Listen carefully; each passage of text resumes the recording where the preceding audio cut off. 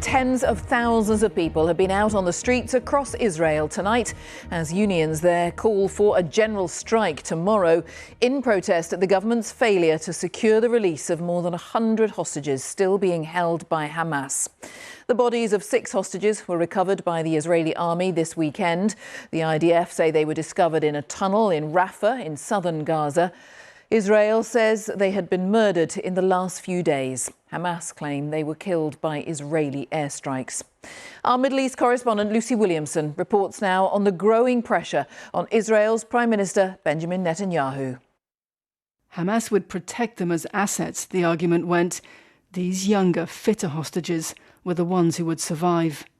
Instead, Israel's army says they were shot by Hamas in a tunnel under Rafah as Israeli forces battled above them. Almog Sarusi, Alexander Lobanov, Ori Danino, Eden Yerushalmi, whose last words to her sister were, "They've caught me," and Hersh Goldberg-Polin, a 23-year-old US-Israeli citizen, and Carmel Gat, a therapist who was described by other hostages as their guardian angel. Carmel's family said she and Hersh were due to be released in a deal outlined in July. Her cousin today, inconsolable. It's too late for us. It's too late for Carmel. I will never hug her again.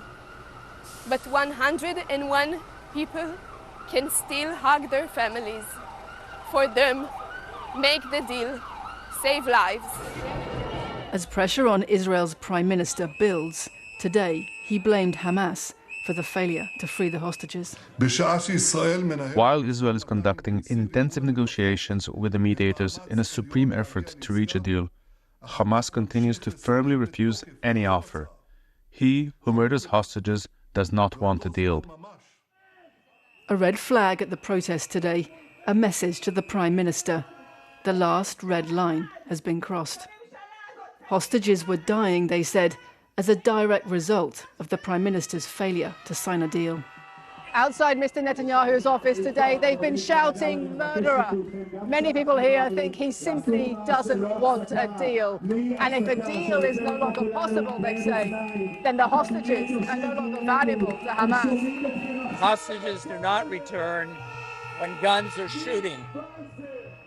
The region does not go quiet for the time necessary to return hostages when guns are shooting. The irony is that fighting did stop in central areas of Gaza today for the start of a 9-day rolling vaccine program delivered by the UN. The discovery of Gaza's first case of polio in 25 years, the only thing that's paused the fighting since November. Thank God they've agreed on this, said Khalil, but we hope the war stops completely and not just for a couple of days. We've suffered a lot.